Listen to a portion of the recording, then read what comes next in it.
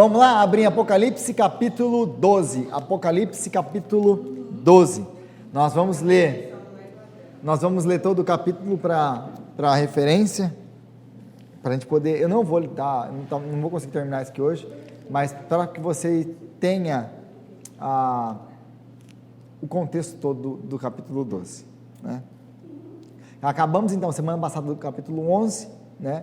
E começamos hoje então o capítulo 12. Capítulo 12, versículo 1. Apareceu no céu um sinal extraordinário, uma mulher vestida do sol, com a lua debaixo dos seus pés, e uma coroa de 12 estrelas sobre a cabeça. Ela estava grávida e gritava de dor, pois estava para dar à luz. Então apareceu no céu outro sinal, um enorme dragão vermelho, com 7 cabeças e 10 chifres, tendo sobre as cabeças 7 coroas. Sua cauda arrastou consigo 1/3 das estrelas do céu, lançando-as na terra. O dragão colocou-se diante da mulher que estava para dar à luz, para devorar o seu filho, no momento em que nascesse. Ela deu à luz um filho, um homem que governará todas as nações com um cetro de ferro. Seu filho foi arrebatado para junto de Deus e do seu trono. A mulher fugiu para o deserto, para um lugar que lhe havia sido preparado por Deus, para que ali a sustentasse durante 1260 dias. Houve então uma guerra nos céus. Miguel e seus anjos lutaram contra o dragão, e o dragão e seus anjos revidaram, mas estes não foram suficientemente fortes, e assim perderam o seu lugar nos céus. O dragão foi lançado fora. Ele é a antiga serpente chamada Diabo ou Satanás, que engana o mundo todo. Ele e os seus anjos foram lançados à terra. Então, ouvi uma forte voz dos céus que dizia: agora veio a salvação, o poder e o reino do nosso Deus, e a autoridade do seu Cristo, pois foi lançado fora o acusador dos nossos irmãos, que os acusa diante do nosso Deus dia e noite. Eles o venceram pelo sangue do Cordeiro e pela palavra do testemunho que deram, diante da morte, não amaram a própria vida. Portanto, celebrem-no, ó céus, e os que nele habitam. Mas ai da terra e do mar, pois o diabo desceu até vós, e ele está cheio de fúria, pois sabe que lhe resta pouco tempo. Quando o dragão foi lançado à terra, começou a perseguir a mulher, que dera à luz um menino. Foram dadas à mulher as 2 asas da grande águia, para que ela pudesse voar para um lugar que lhe havia sido preparado no deserto, onde seria sustentada durante um tempo, tempos e meio tempo, fora do alcance da serpente. Então a serpente fez jorrar da sua boca água como um rio, para alcançar a mulher e arrastá-la com uma correnteza. A terra, porém, ajudou a mulher, abrindo a boca e engolindo o rio que o dragão fizera jorrar da sua boca. O dragão irou-se contra a mulher e saiu para guerrear contra o restante da sua descendência, os que obedecem aos mandamentos de Deus e se mantêm fiéis ao testemunho de Jesus. Então o dragão se pôs em pé na beira do mar. Até aqui, leitura de hoje, palavra de Deus.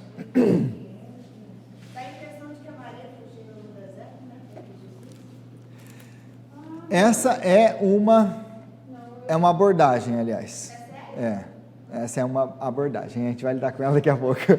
Então, super tranquilo, não tem nada que explicar aqui, a gente pode ler aqui, já entendeu tudo, né? Um capítulo tranquilo da Bíblia.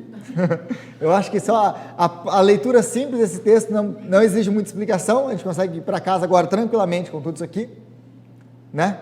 Uma mulher com a luz do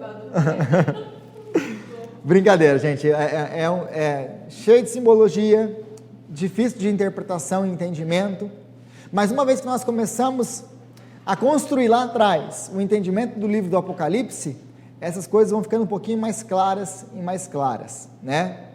Alguns desses elementos aqui nós já conhecemos e nós já vimos. E apesar de poder parecer ao primeiro instante algo assim, cara, não dá para entender nada aqui.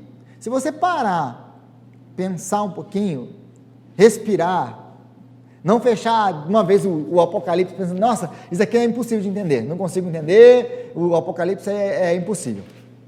Se você parar, respirar, acalmar o coração, orar a Deus, Deus agora dá graça para que eu possa entender a tua palavra, o Espírito Santo vai revelar. Porque, apesar de tudo, é um texto relativamente fácil de ser interpretado e explicado. Então, o que a gente precisa entender aqui de tudo isso?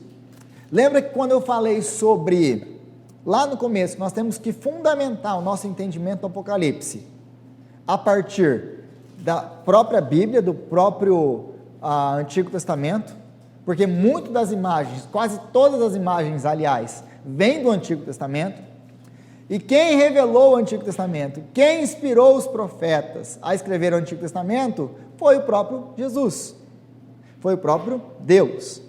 Então, toda vez que eu olho os comentaristas escrevendo, e eu leio eles, não, porque João está tirando essa alusão aqui, desse livro, de Isaías, de Zacarias, parece que existe, e eu sei que na maioria das vezes não é o caso, mas parece que existe um desprezo, parece que o livro do Apocalipse é projeto da mente de João, como se João fosse capaz de fazer todas essas alusões, dentro da ilha de Patmos, sem nenhum recurso, sem nenhuma biblioteca, sem nenhum livro para consultar.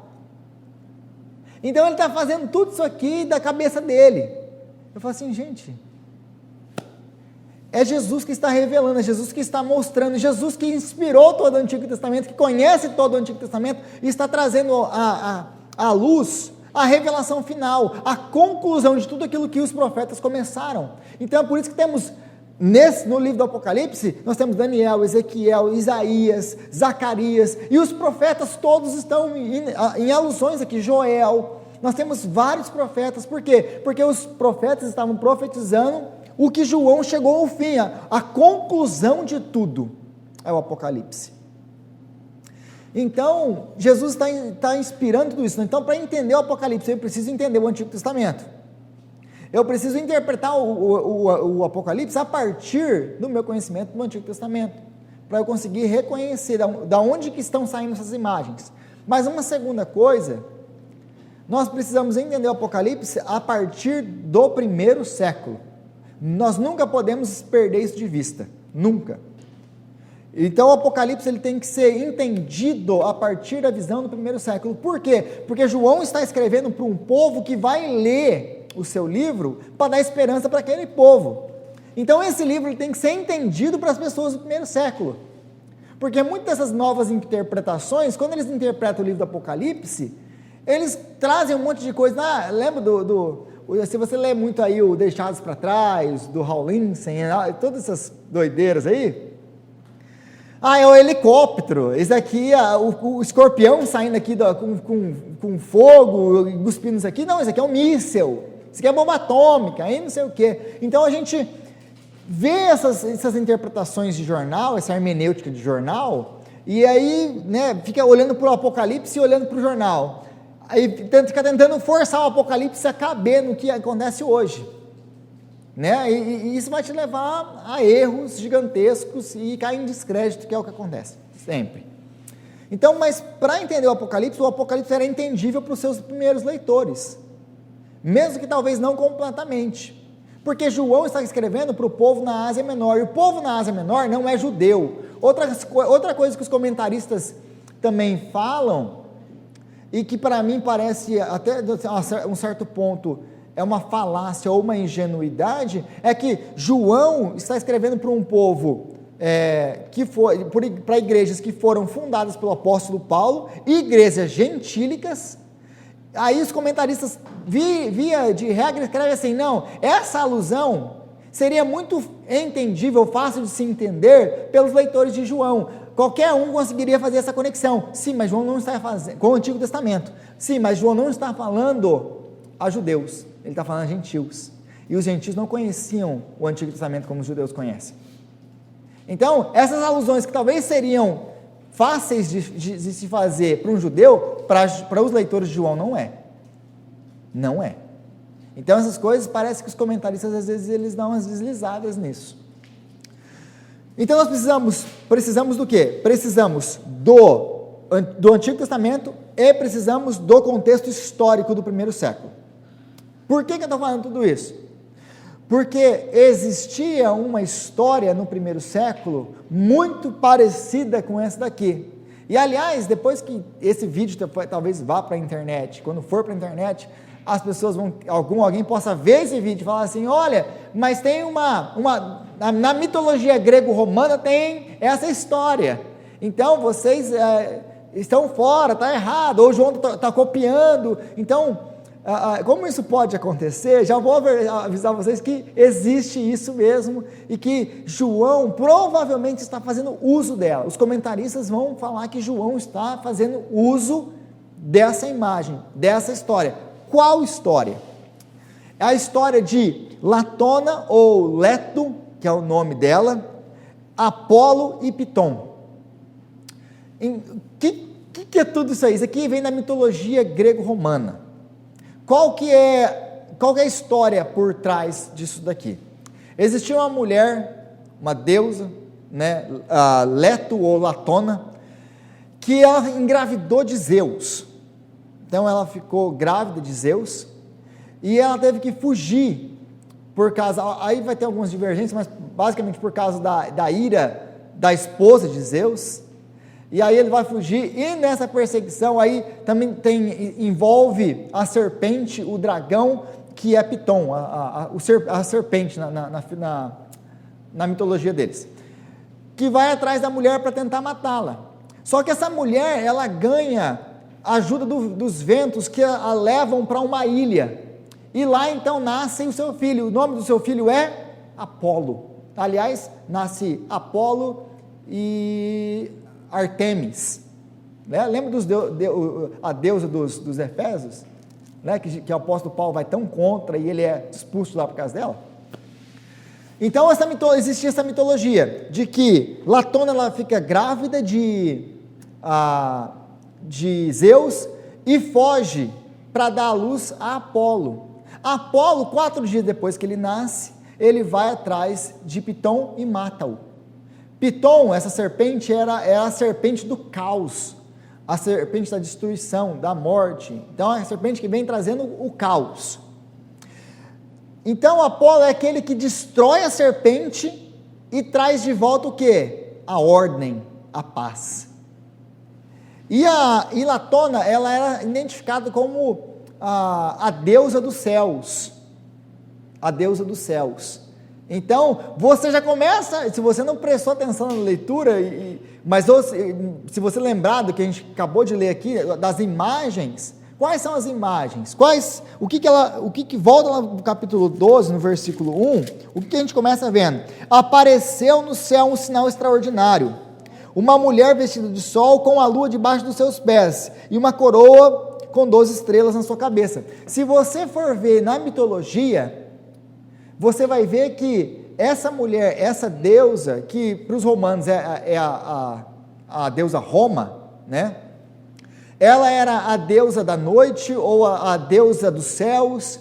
Ela, como que está identificado aqui? Com a lua e com as estrelas. É a questão, quando nós vemos luas e quando nós vemos estrela? É noite. Então, ela é essa deusa na mitologia grega, tá bom? Na mitologia grega. Aí ela foge para dar luz a Apolo, Apolo vai lá e mata Piton. Mas aqui nós temos uma figura um pouco diferente. Nós temos então essa mulher vestida com o sol, com a lua debaixo dos pés e com as estrelas. Ela foge, ela está grávida e vai dar à luz a um filho que vai governar as nações com cetro de ferro. Então, é muito parecido os dois relatos, da mitologia e o da Bíblia. Mas então, o que isso tudo aqui quer dizer? Por que essa história? Como que João usa essa história? Porque a partir do momento que o leitor do primeiro século, dentro do Império Romano, lesse essa história, ele na hora ele identificaria. Por quê? Porque essa história ela estava muito associada ao folclore ou à mitologia romana, que acreditava que essa Letona era a deusa Roma, a deusa pagã Roma, o deus Apolo, que é o filho dela. Então, esse Apolo, lá nas primeiras aulas, lembra que eu falei que Domiciano se chamava filho de Apolo? Lembra que eles falavam que os imperadores romanos, eles se consideravam ou Apolo, o próprio Apolo, ou eles se consideravam que eles se chamavam filhos de Zeus, ou eles se consideravam o próprio Apolo ou filhos de Apolo? Lembra disso ou não? Então, aí você coloca isso agora em perspectiva, por que eles são considerados Apolo? Por causa dessa mitologia. Por quê? Porque eles são aqueles, principalmente Augustus, o primeiro imperador. Lembra de Augustus? O que estava acontecendo no Império de Augusto? Existia uma guerra civil, que Augusto veio, acabou com a guerra civil, estabeleceu o seu reinado, o seu império, e ele é o primeiro imperador romano. E aí ele vai trazer o quê? A Pax Romana, ou a paz romana. Aí vai se desenvolver, vai se aflorar o Império Romano. Então Augustus começa a fazer associação. Ele é o filho de Zeus com alguém, porque Zeus precisa de alguém ou seja, a deusa Roma. Nasce Augustus, que é o próprio Apolo, que ele vai o quê? Vai destruir os inimigos de Roma e estabelecer a paz e a prosperidade em Roma e o tempo de ouro romano. Você vê como que faz a similaridade disso? Então, o que o apóstolo João, o que Jesus está fazendo aqui? Jesus está revertendo tudo isso aqui. Lembra que a gente já viu isso lá no comecinho? Lembra da criança sentada sobre um mundo, sobre um globo? Eu mostrei uma imagem com 7 estrelas na mão.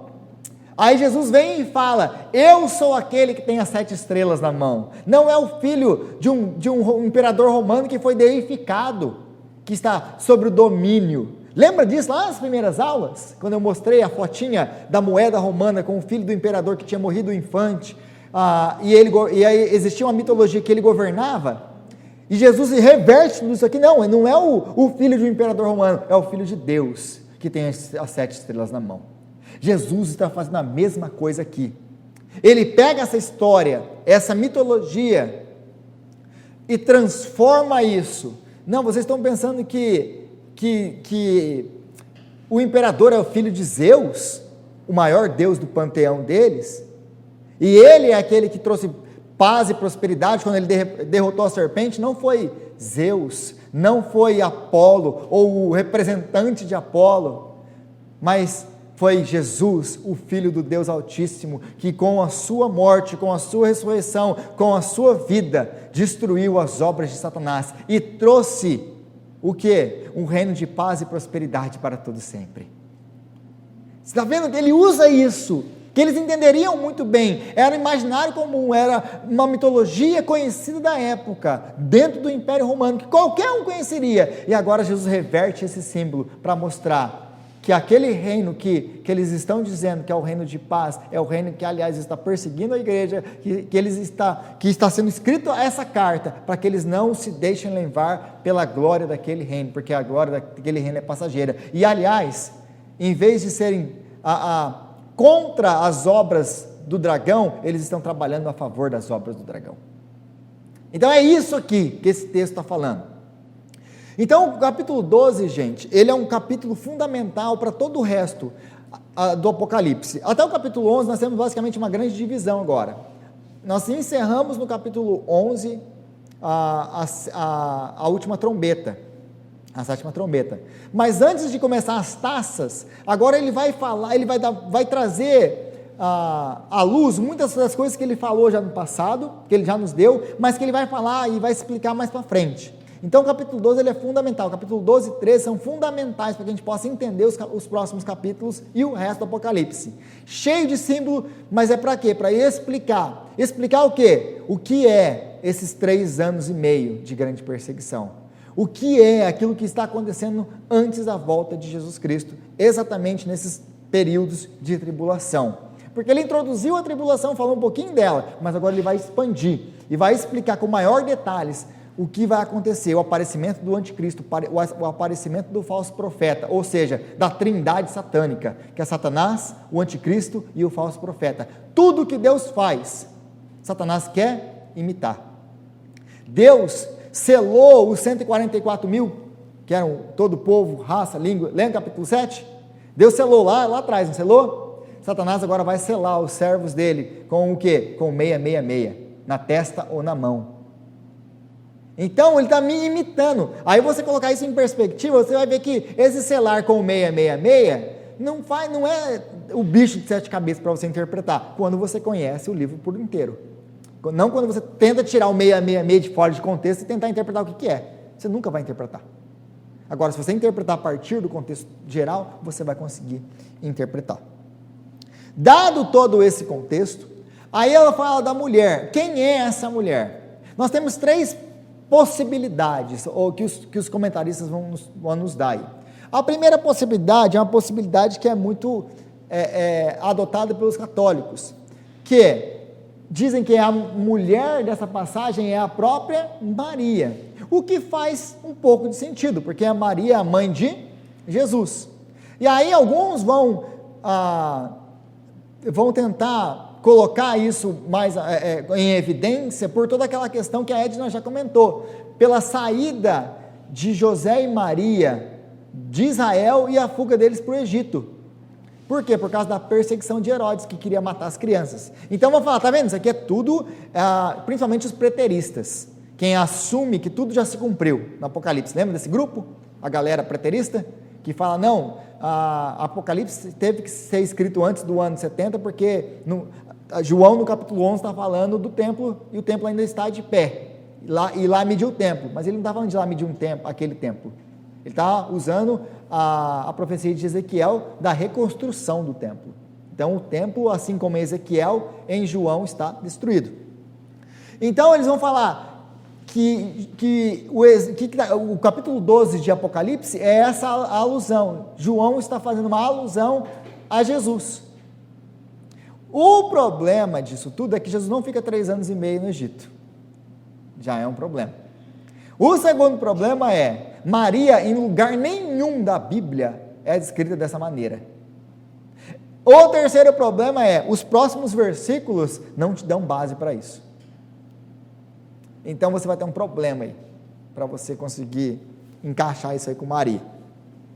Outros assumem uma posição que diz que, e essa é talvez mais plausível, que é toda a igreja, que está falando da igreja, que são a descendência de Abraão, né? Então isso aqui está relacionado com toda a igreja.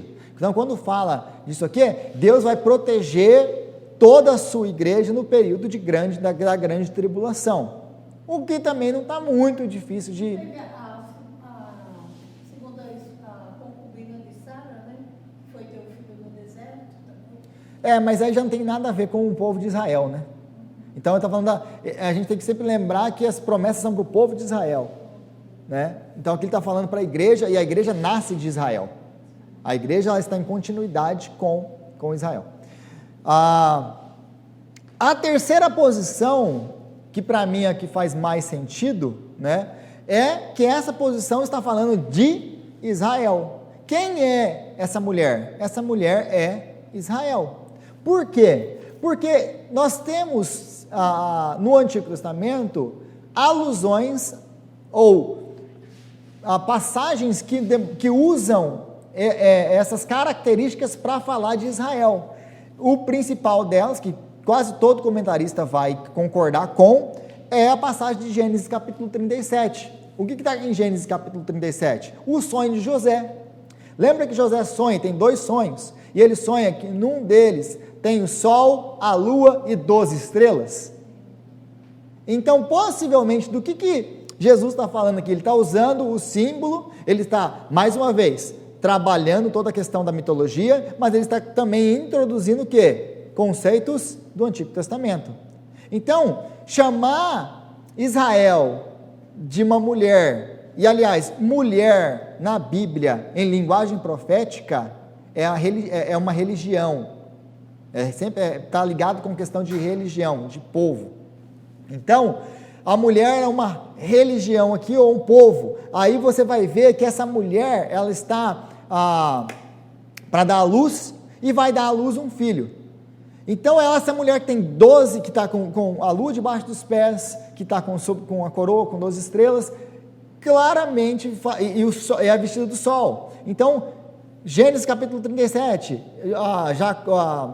José vai lá, ele vê o sol, a lua e 12 estrelas, que representavam o quê? O pai, a mãe e os filhos.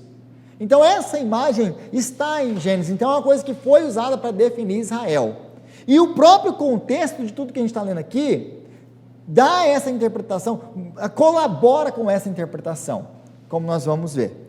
Então, parece que a melhor posição para interpretar aqui seja que é isso aqui que está falando de Israel, que Israel é essa mulher, e essa é uma mulher grávida, que vai dar à luz um filho.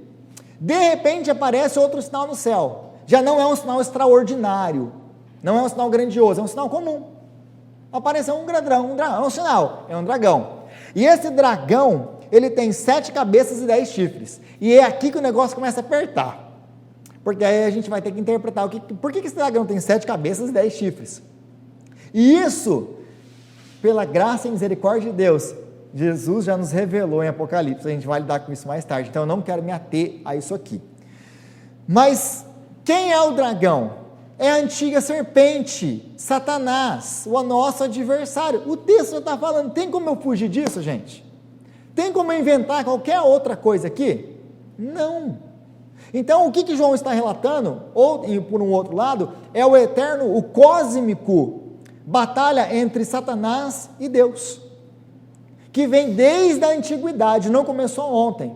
Por um lado, esse texto está conectado com as coisas que vão acontecer no fim, com a grande tribulação, etc. Mas por um outro lado, a cronologia dele não segue um padrão, ele é uma coisa que se estende desde o passado até hoje.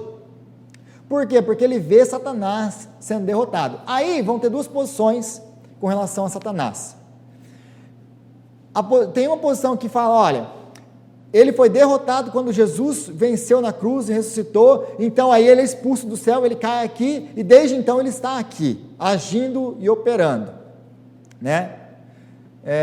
E aí, algumas pessoas vão ter alguns problemas, porque a mesma pessoa que afirmam que ele caiu, que ele está aqui operando, afirma que ele está preso, e que ele não pode mais enganar as nações.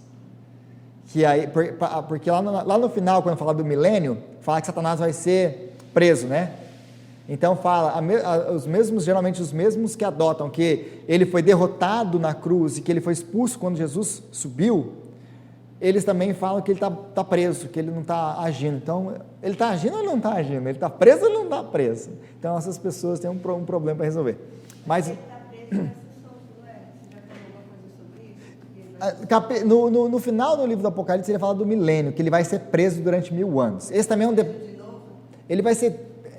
Existe, num certo sentido, Satanás está preso. Ele só pode fazer aquilo que Deus ordena, ou que Deus permite que ele faça, né? Ele não é um ser independente de Deus, como nada é. Ele não tem poder, ele está na coleira de Deus. Ele age conforme Deus quer, mas Deus conhece a natureza dele, como ele conhece a nossa natureza. Por exemplo, eu deixo um leão aqui, preso, eu deixo uma panela de carne lá atrás, ou eu deixo uma cabra, ou eu deixo um bicho ali atrás, deixo esse leão preso aqui por vários e vários dias, sem comer, mesmo que não fosse sem comer, eu deixo ele preso aqui, eu solto ele, o que ele vai fazer? Ele vai correr direto para aquele animal e vai devorar o animal. Eu precisei ordenar ele fazer isso? Eu conheço a natureza dele. Eu só preciso fazer o quê? Soltar a coleira. O Apocalipse de Deus é Deus soltando a coleira de Satanás. Ele sabe a natureza, ele sabe do que ele é capaz. Só que ele vai fazer tudo que ele vai, o estrago que ele vai fazer, mas tudo debaixo da permissão de Deus. E tudo debaixo do controle de Deus. Lembra de Jó? Você pode tocar nele, mas você não o mata. Então, gente, para Deus, todo mundo bate continência e diz amém. Porque Ele é Deus, Ele é o Senhor e não existe outro. Não tem queda de braço com Deus. Ele é Deus. Amém? Amém. Posso fazer essa pergunta? Pode. No começo do estudo você falou, lembra dos cavalos que vai dar a chave na vizinha dele? Não é essa mesma coisa que está falando? Capítulo 9, ele na verdade é um anjo que desce do céu, abre o abismo e sai de lá gafanhotos, que são demônios. Então provavelmente esse anjo que desce lá para abrir para os outros é Satanás. Tá. Ele vai abrir para a galera dele sair. Ele está solto. Como que agora está preso? Não, ele está falando assim, ele saiu, ele foi expulso do céu e caiu na terra. Algumas pessoas, lá em Apocalipse 20, vão falar que ele está preso, que aquele milênio não existe. Satanás já está preso agora, tá? Então esquece esse negócio de estar preso por enquanto, até chegar no milênio. Então, Satanás, aí as pessoas, então existem duas posições, que Satanás foi destruído, as obras de Satanás foram destruídas por causa da cruz, por causa dos méritos de Jesus, por causa daquilo que Jesus fez, do ministério de Jesus, e é verdade, foram destruídas. Contudo, nós não vivemos ainda plenamente o que nós temos que viver com Cristo. Ele ainda não reina sobre essa terra, sobre esse tempo, de uma maneira por completa, se eu posso dizer assim. Ele reina espiritualmente, ele é Senhor de tudo, porque ele é Deus. Então, ele governa, Jesus governa, mas nós ainda não fomos redimidos, nós ainda não vivemos na eternidade, nós ainda não vivemos esse tempo. Alguém tem dúvida disso? Não. Ah, bom. Então, nós ainda vivemos no efeito do pecado sobre o mundo. Não, ele ainda não derrotou, ele já derrotou todos os efeitos do pecado. Já a obra de Jesus Cristo, em outras palavras, já foi completa. Mas nós vivemos esse período do agora, mas ainda não. Exatamente, nós costumamos tentar explicar na teologia dessa maneira, o agora, nós já vivemos com Cristo, mas ainda não de uma maneira completa, porque Ele ainda vai voltar e restaurar todas as coisas, tá bom? Então, desse certo modo, Satanás já foi vencido. Então essa linha acredita que ele foi vencido nessa hora, foi jogado na terra, e ele está aqui na terra agindo, fazendo o maior estrago que ele pode, porque ele sabe que ele já foi vencido. É igual o exército que foi derrotado, que está saindo daquele país que foi derrotado. Ele vai sair, porque ele já foi derrotado, mas ele vai destruir o país antes de sair. Ele já perdeu, mas ele quer fazer o maior estrago que ele puder fazer nas nossas vidas antes dele descer. É essa a pegada. Outros acreditam que ele ainda está lá, mas que isso aqui está relatando o tempo do fim, que quando Jesus chegar esse tempo da grande tribulação, ele vai ser expulso de lá, e aí ele vai ser jogado aqui durante esse tempo, esse pouco tempo que falta da grande tribulação, e aí ele vai fazer o estrago que ele tem que fazer, e aí Jesus volta com os seus santos, nós ressuscitaremos e estaremos com ele para sempre. Amém? Então, gente, eu creio que até aqui não tem dúvida que desse dragão é Satanás. As 7 cabeças, os 10 chifres, a gente lida com isso depois, tá bom? E o filho da mulher, eu creio que ninguém tem dúvida de quem é o filho da mulher. Porque lá no capítulo 2, quem é aquele que regerá as nações com cetro de ferro? Jesus, né? Jesus, se você voltar lá rapidinho no capítulo 2, versículo 2, fala assim: conheça suas obras, sei do seu trabalho árduo, sua perseverança, sei que você não pode tolerar homens maus, que pôs à prova os que dizem ser apóstolos, mas não são, e descobriu que eles são impostores. Versículo 9, aliás, 9, cadê 9? 2, 9. Não, Salmo 2, gente, desculpa, Apocalipse 2, 27. Salmo 2, 2, 9. Mas é versículo 27 do capítulo 2. Ele governará com um cetro de ferro e os despedaçará como vaso de barro. Ele está falando de Jesus. Quem governará? Jesus. Então é ele que governa com cetro de ferro. Então, o filho da mulher aqui é Cristo. Cristo. Então nós já temos essa interpretação.